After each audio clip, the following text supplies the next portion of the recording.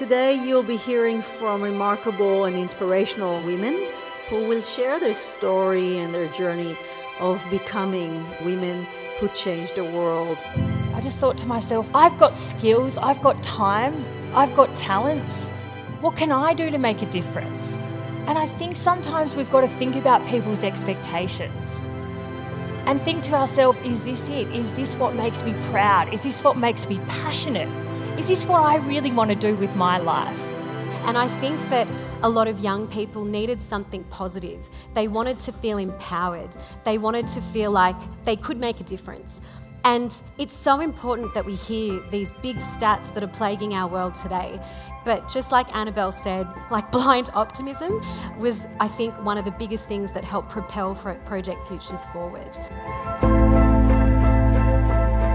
There are times in all of our lives where we are able to share of ourselves, and it may be a fridge, it may be volunteering, it may be money, and there are times in life, and this is important, where you will be in a position to gracefully accept the kindness of others and to be bolstered by us.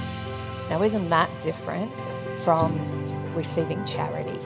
So Glue and You was all about empowering women to rebuild their lives after leaving a situation of domestic violence. And what we wanted to do was create a scalable community, take those local services and amplify it so anyone could access it regardless of where you were in Australia. I used to tell myself I've got to man up and I've got to do more and I've got to just man up in this fierce kind of like masculine energy.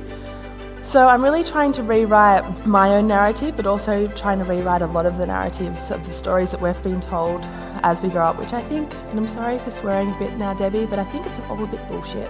We're all connected. It's really important to consider that. And if I leave you with nothing else, if you can hold that in your heart for me, it'll be a great thing.